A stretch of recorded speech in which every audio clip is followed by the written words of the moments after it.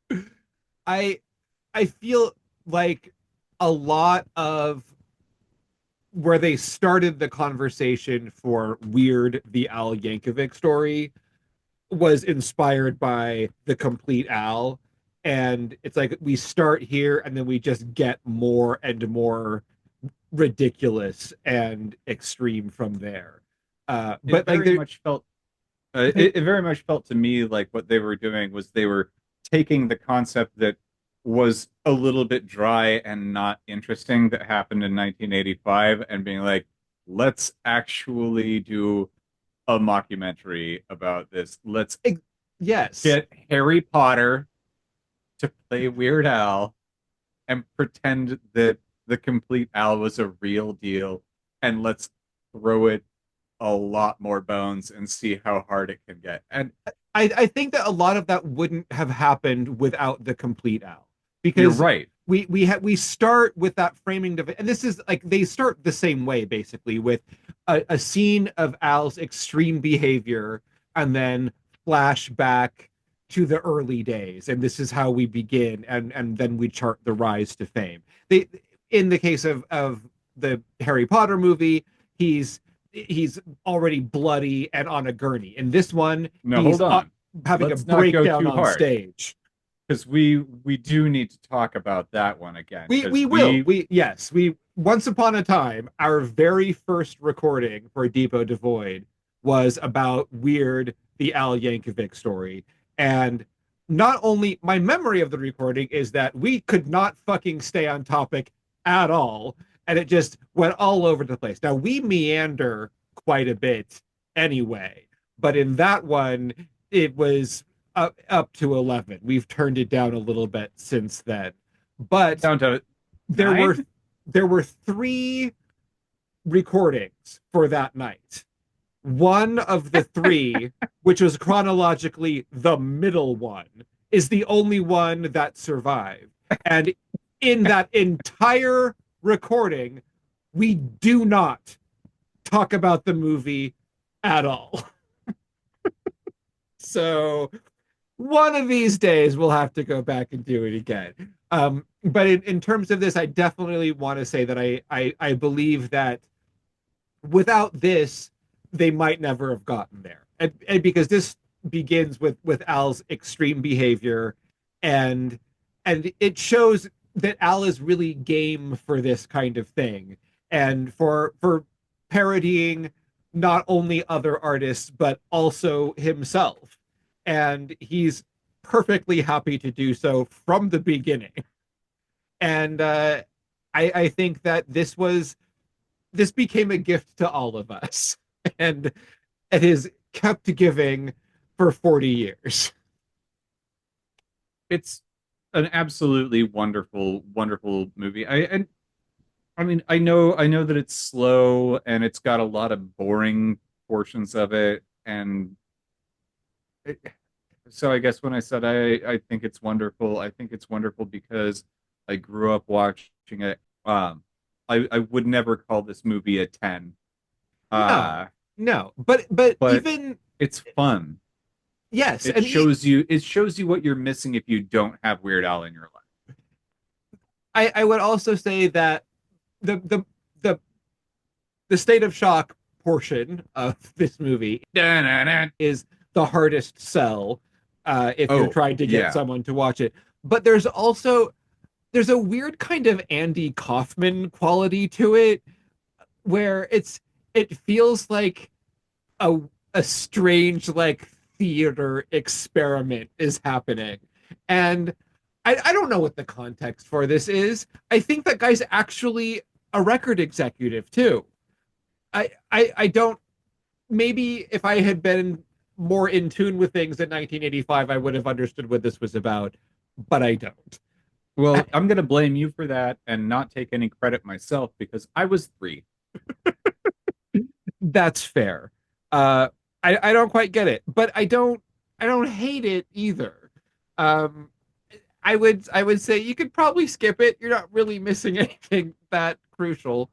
It's But 5 minutes of my life that I'll never get back. But yeah, it is. But when you I know what? actually look at it over the course of time, that's probably 45 minutes of my life that I'll never get back. But for each of the times that you watched that, you also got to watch the music videos for I Lost on Jeopardy and Like a Surgeon And also, and I get to Ricky. understand my own personal affiliation and affection to doing weird things. Like a jerk in front of millions of people. While you're waiting, you might as well hop out to the kitchen for a little nutrition break.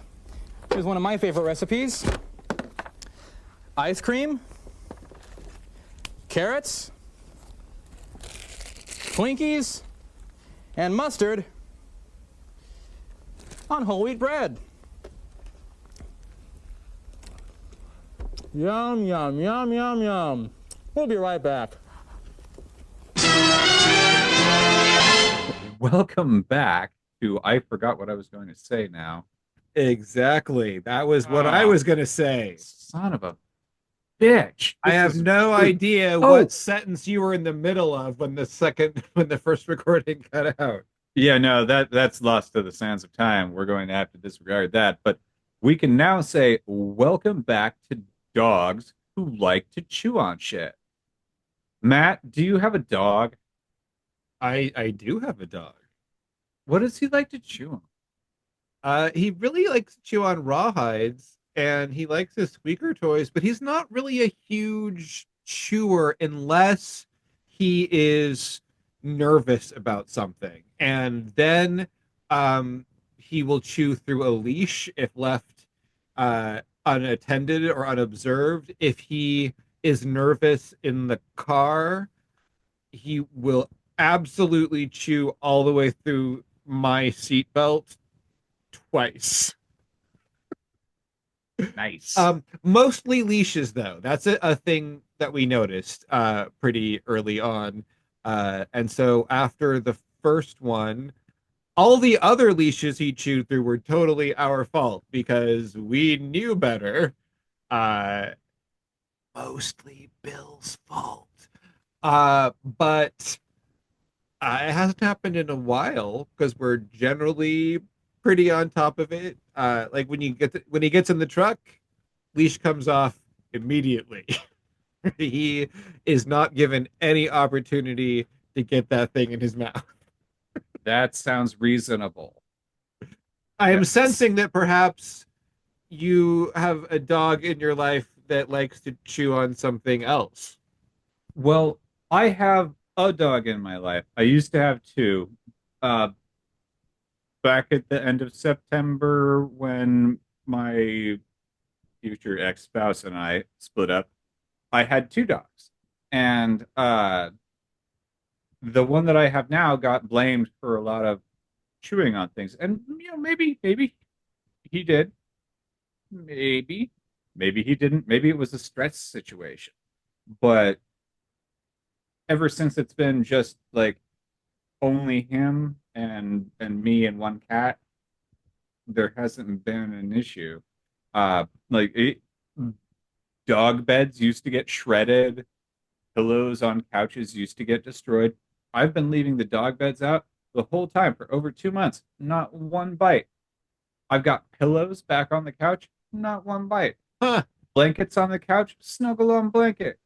Super happy.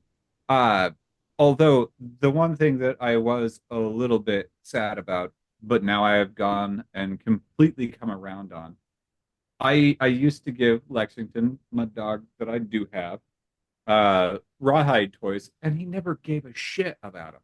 Just like ignored them completely. And now I got him for Christmas. I got him just this little teeny tiny little bone. He'll be like, or he just like carries it around like it's his little friend. That's adorable. Yeah. Gus loves to eat a rawhide. If a rawhide is around for too long, it starts to make him nervous. And this is where the burying behavior comes in, which is simultaneously like the cutest thing I have ever seen in my entire life, and also like a little sad because I think it's at least partially rooted in anxiety. And I think that he believes somehow that an unfinished rawhide treat stands in the way of like his future treats. And so if he's not ready to finish it, it starts to worry him. And I think that's when the first time that he decided he wanted to take it out into the backyard and very carefully bury the remainder of the rawhide. And that's happened probably 5 or 6 times now. And there aren't really any more like good places for him to put away this rawhide. And he's never going back for them, right? He checks on them, but he doesn't show any interest in retrieving them. But he definitely checks to see that they're still around sometimes. Okay. What I've started doing is if I notice that he's beginning to exhibit the behavior pattern that leads to wanting to take it outside, I try to reassure him and then trade it for a little crunchy treat because I make all of his little like cookie treats.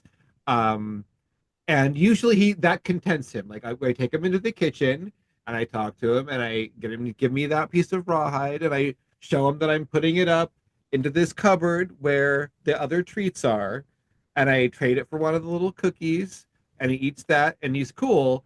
And then after our next walk later on, or maybe tomorrow, I give him that remainder of the rawhide and he's perfectly happy and everything is fine now. Whereas Doctor, like, if he didn't finish a rawhide, it was fucking dead to him. Like, there was no way that already touched rawhide was ever going to pass his lips now. Like, it was no. Like, dude, if I wanted it, I would have finished it then. But Gus is very happy to finish it later. Dogs are a lot of fun like that, and you know, you got to appreciate them. It's really entertaining. My other dog that is no longer my dog, she was a huge fan of beef femurs and the head of the femur especially. I'd have to take that away from her. She would bloody her gums on him. Oh, yeah. It was rough. Whereas Lexington, he'd be like, "Well, that one's mine. Oh, I don't peanut butter in it." He'd be like, "Oh, yeah, no, not my jam." Much like the other dog, she would like to eat the rawhides, but Lexington not really a big fan. But he does love to carry it around and at least like feel it. That's super cute. It really is, especially because he's a bigger dog, and he'll be like, "And the little bone I got, it's dainty," and he's like, "Oh, look at it." He'll sometimes carry it around from one end sticking out of his mouth, or just in the middle. Like, oh my god, super cute. Gus is surprisingly delicate with his toys. Like he has an array of like he likes the soft squeaky toys and like plush stuff, and he does not get real destructive with those. Like he never burned down the malt shop where he used to go. Does not. He saves them. There was one where I bought him this chicken toy that had kind of long ropey legs, and there's like squeakers in the feet and squeaker in the body and squeaker in the head. And he finally like chewed off that rope leg. And it was fine, no big deal. And it was clear like he had made that choice. He was like, you know what? I'm gonna chew this fucking leg off now, and that's okay by me. And so I watched him do it, and that was cool. And then the next day, after it had dried and was not completely disgusting, I just ran it through the sewing machine and stuck it back together. And he was like, oh, cool. And he laid down and he chewed it like 3/4 of the way through, and then stopped. And it's still there, like exactly like that. It's about 3/4 of the way through, maybe a little bit more. And that was like a month ago, and it's totally fine. He could in one little click of his teeth, he could separate that at any moment, and he's like, no, it's fine. This is the way I like it now. It's a good thing. I mean, the stress level that my pets have right now, like my cat, she used to be like constantly gashing everybody that were around. And now she's like, I can pick her up. It was just too many, Yeah. too many folks. Everything is calm and happy. The That's very children are cool. good. That's what we're striving for. I mean, Gus is an anxious dude, and we're working on it. And I've started um giving him a little bit of cannabis for anxiety, and it's definitely made a difference. He's had like much calmer mornings, and just like a little with his breakfast, and then in the afternoon with his lunch, just a very small amount, and he is like, it helps him just to kind of get over that initial like response that's so hard to come back from. Right. And you just like, I mean, and we stay on top of it in terms of just like when you see him starting to get worked up, like kind of intercepting and trying to be in the moment with him. He's been through some shit, and he's a rescue dog, and he's had a life, Yeah. and it's he benefits really greatly from routine, and we try to keep things real calm, and most of the time it's cool, but like he just needs a little extra help sometimes. I told Dad about this today. We Next month, I don't know how well he's going to fare with this. This is going to be a really interesting day. Did you watch? Did I send you a link to that Petco video thing that I made? Nah. Okay. So Petco does this program every year where people make videos. It's called My Petco Love Story, and it's basically about rescue animals. And it's basically it's a contest, and the prize is money for the shelter. And what they're looking for is stories about how a relationship with a rescue animal like changes your life and benefits you both, and that sort of thing. And it just so happens that the day that Gus came home with us was also, so a series of events happened very quickly. The doctor, my dog of 11 years, died of cancer, and a week later, not only did Gus come home to stay with us, but also that was the day of Bill's first appointment at the Eastern Oregon Cancer Center to discuss treatment options for his cancer. And so I made this video about basically about their journey together, and sort of all three of us as a family, but specifically kind of hanging on that thing that they went through. My name is Matt, and last fall, this was my family until cancer came, and suddenly, it wasn't. And it didn't stop there, because a week later we were at the Eastern Oregon Cancer Center in Pendleton, Oregon, to discuss treatment options for Bill's cancer. But there was also something else waiting for us in Pendleton. Or should I say, someone else. The very same day as Bill's first meeting at the cancer center, Gus came to stay with us forever. And he made himself right at home. We were feeling so much loss, and we were afraid.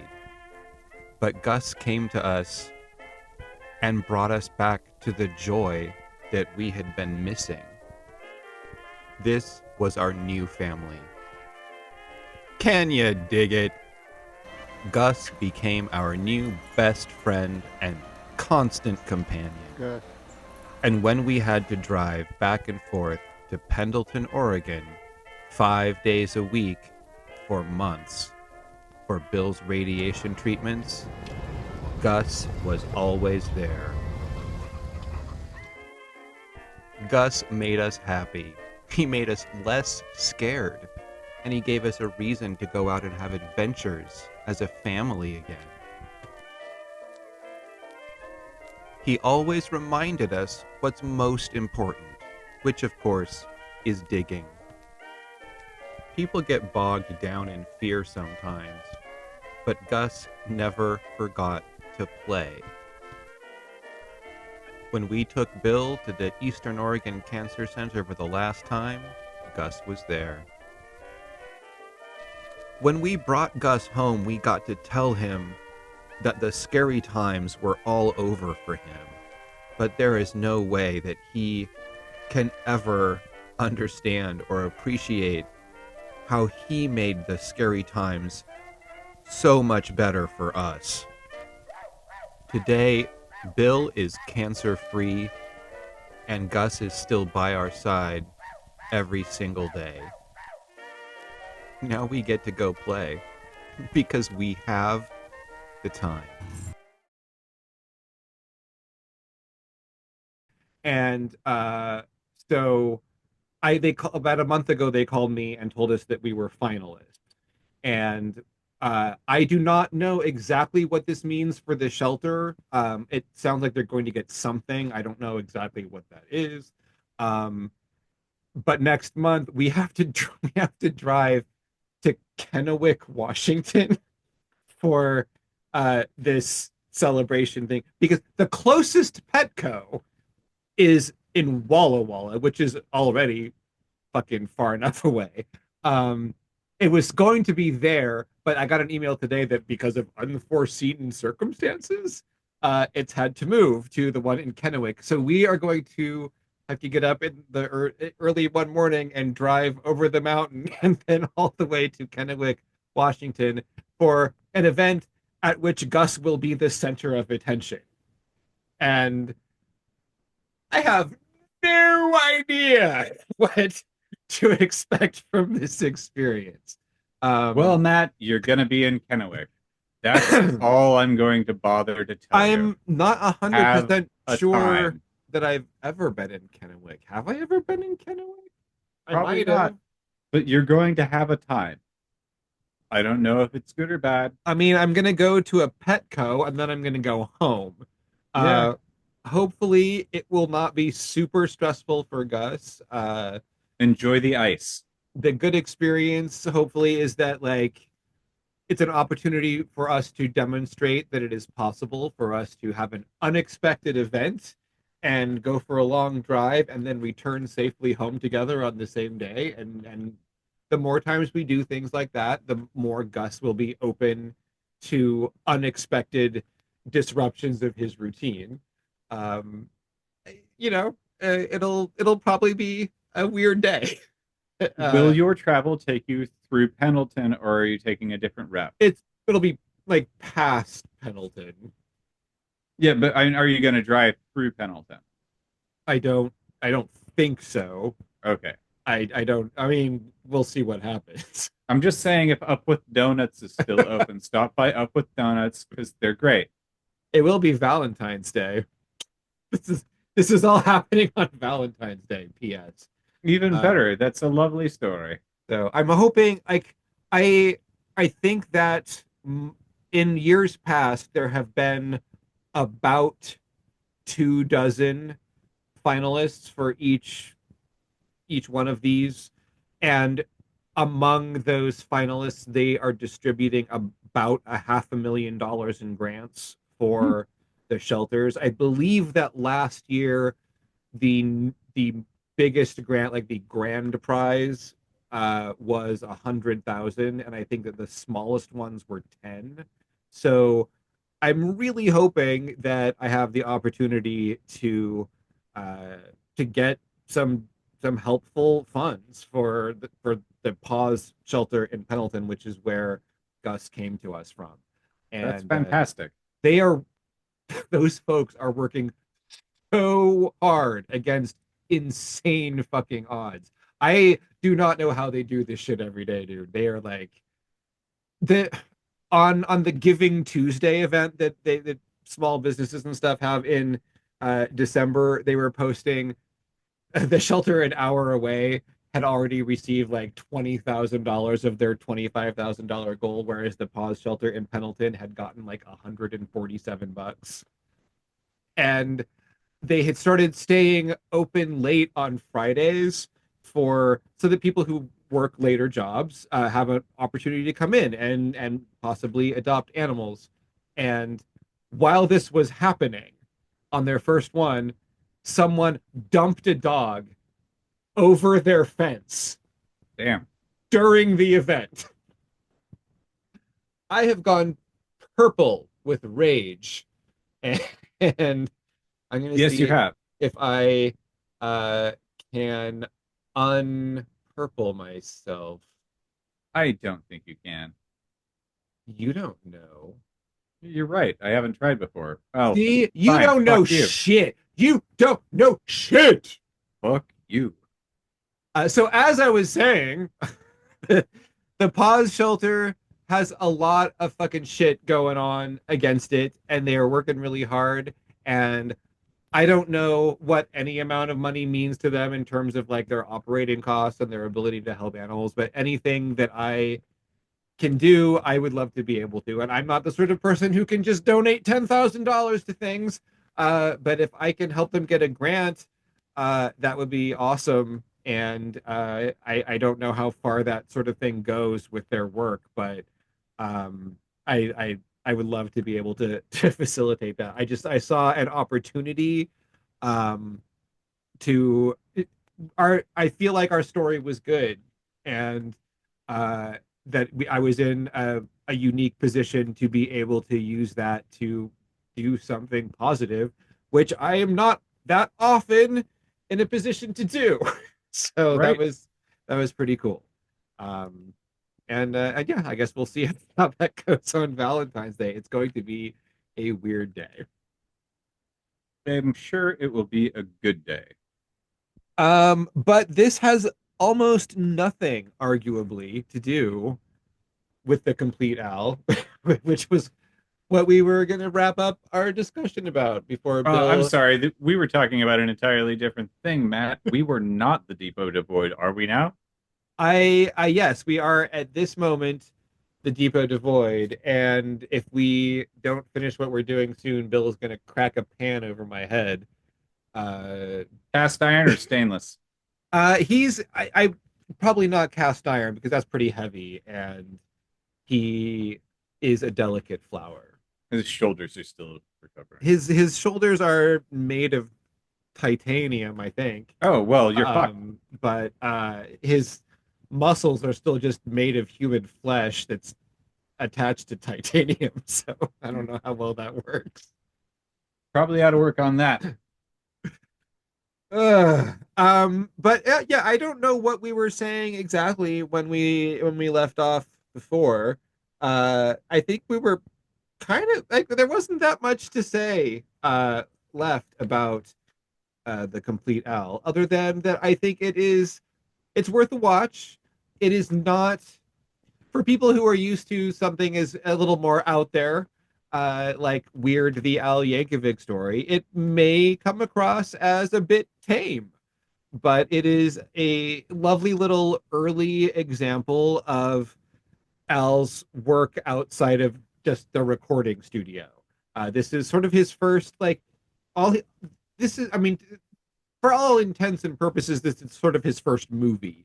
It is not a narrative feature like UHF would be a few years later, but it is, it showed him to be a bankable presence on screen. He's weirdly underused in his own movie here. He has a couple of decent scenes, but almost almost all the way through the running time up until we start doing the clip show bit from Al TV, he doesn't really talk. It's mostly him reacting in shock and befuddlement to the events that are unfolding around him. He does a lot more in UHF a few years later, but I think we definitely need to give that its own space because that is a solid episode. That is a big ass conversation. But I wanted to talk about this just because I love Weird Al, and I feel like right now everyone's probably talking about Weird more than they're talking about this, and I understand why, because it's way better. But this is something that brought me a great deal of joy at a time when I was just without any self-consciousness, just absolutely celebrating a love for Weird Al Yankovic. This is Weird Al was one of the first things that I was a big fucking fan of. Really, I mean, when I was really into, like I said, I joined a fan club.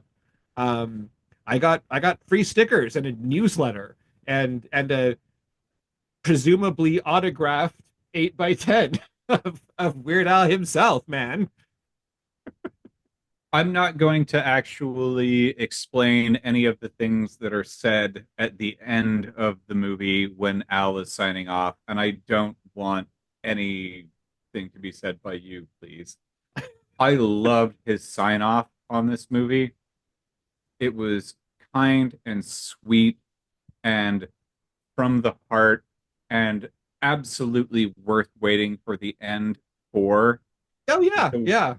the way that he just says thank you and goodbye from this opportunity is absolutely Al at his finest, and what the movie was lacking throughout the entire time when we didn't actually see Al as him. That was him Yes, yeah. being so sweet That was and sincere. kind. Yeah, it was sincerity. And weirdly, that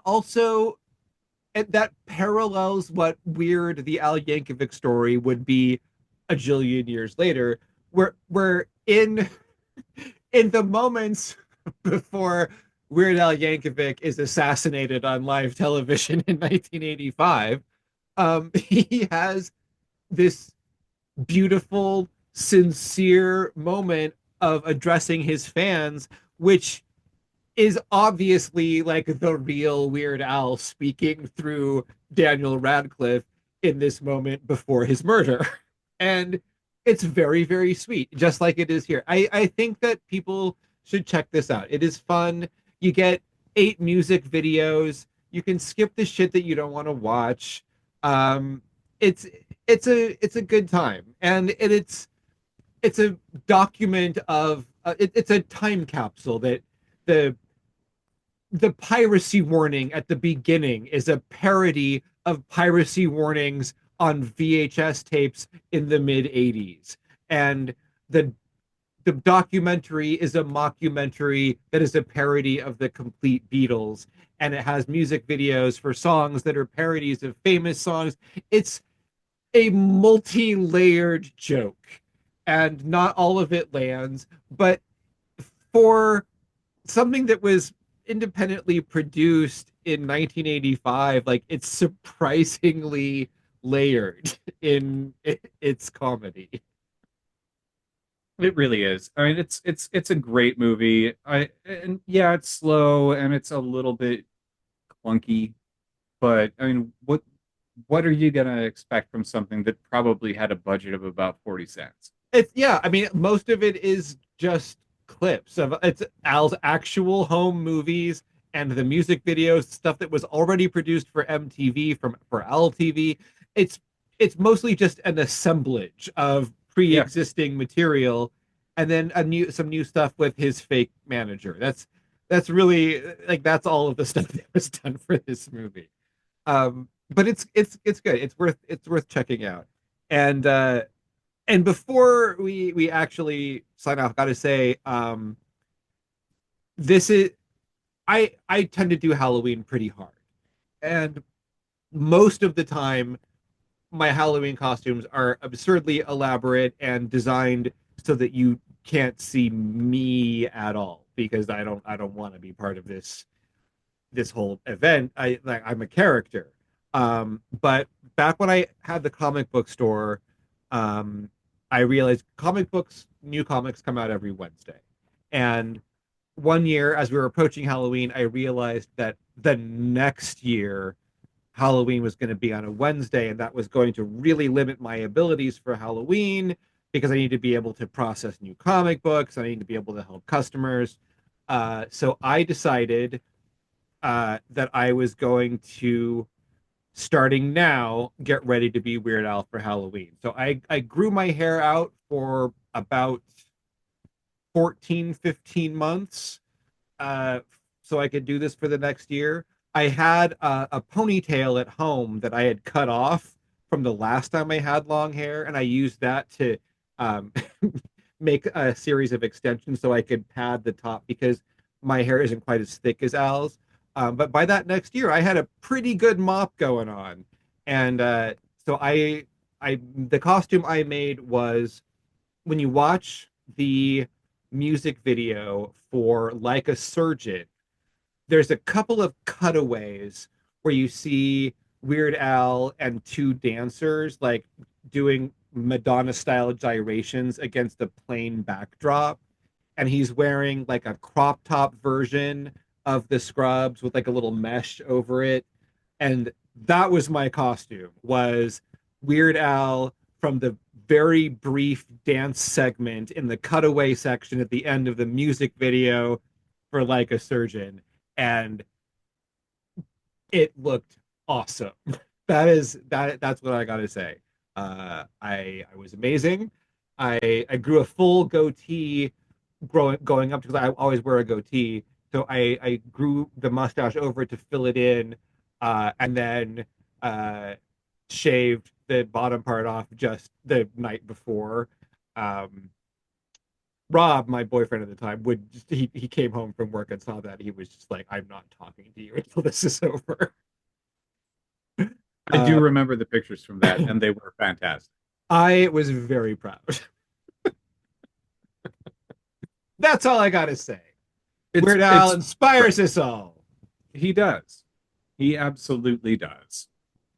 So yes, my biggest takeaway from this experience is that we also definitely have to redo our weird episode, and we definitely need to talk about UHF. 100%. It needs to be very, very soon. Actually, we need to do UHF before we do weird. Yeah. I mean, well, chronologically, it makes sense anyway. Matt, what's this movie actually about? Oh my God. I guess it is about the meteoric rise to stardom of Alfred Matthew Yankovic. But really it's about how I, as a fan, what I need from Al is a piece of dental floss with maybe a little bit of vegetable matter still visible. That's what it's about to me. Matt, you know, if you just stopped before you went down that path, you would have got a point.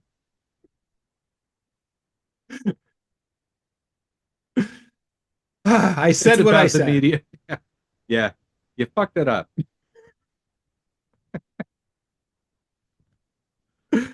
Look, that's what it's about to me. Yeah. I didn't ask what it's about to you. I acknowledged what it's about for reals, but then I made it personal. All right, so you get a half a point because it is personal. Because Weird Al lives in our hearts. Even that ventricle right there. Which ventricle? I mean, I think I was pointing to the left one, so I'm going to go with left. All right. I'll give you credit for that. My 27th ventricle is the one that Weird Al would be hiding in. Huh. All right. Well, you know what? Maybe he would give you a 27th ventricle. I feel like I deserve 27 points for that. He was last in his class. He barely passed. He was serving patient number 27 in that video. It was 27. You're right. Yep. Wow. Why do I even remember that?